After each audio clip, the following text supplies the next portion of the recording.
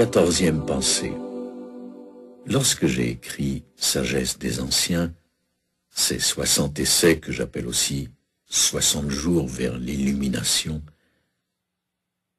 j'ai choisi comme sujet 60 des maîtres qui ont le plus compté dans ma vie. Mon idée était que si pendant 60 jours consécutifs, vous lisiez un essai par jour et que vous le mettiez en application en méditant chaque jour, vous atteindriez un certain degré d'illumination.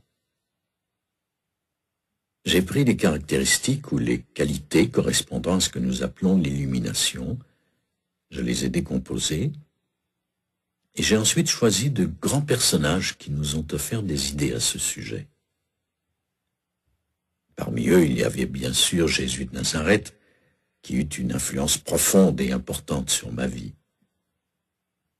Dans le Nouveau Testament, vous trouverez des milliers de citations de Jésus. Pour mon essai, qui s'intitule « Devenir comme les petits-enfants », j'ai choisi le passage où Jésus dit « Si vous ne changez pas pour devenir pareil à de petits-enfants, vous n'entrerez pas dans le royaume des cieux. » Que signifie être comme de petits-enfants? J'ai 8 enfants et je les ai vus naître. Ils sont venus au monde avec des personnalités. Certains viennent avec le sourire, d'autres en pleurant. Certains dorment tout de suite pendant toute la nuit et d'autres ne font pas de nuit complète avant l'âge de 2 ans. Ils viennent tous de ce lieu appelé nulle part. Et ils arrivent dans cet endroit appelé ici et maintenant. En anglais, nulle part, nowhere, comporte exactement les mêmes lettres dans le même ordre que l'expression ici et maintenant, now, here. Et les deux s'écrivent N-O-W-H-E-R-E. À part l'espacement, c'est exactement la même chose. Nous arrivons dans l'ici et maintenant, puis nous retournons tous vers nulle part. Notre vie est en quelque sorte une parenthèse dans l'éternité. Ce que Jésus nous suggère ici, c'est de retourner dans cet espace où nous ressentons de la révérence, où nous sommes en contact avec ce grand mystère, et surtout où nous ne sommes pas en colère contre le monde. Nous ne regardons pas les autres pour juger leur conduite ou leur apparence. Toutes ces choses ont besoin d'être enseignées avec soin. Les enfants rient et sont pleins de joie. Pour moi, ce sont les plus beaux moments de ma vie. Beaucoup de gens me disent « Vous avez passé des années dans des familles d'accueil. Est-ce que ce n'était pas très difficile, une grande épreuve ?»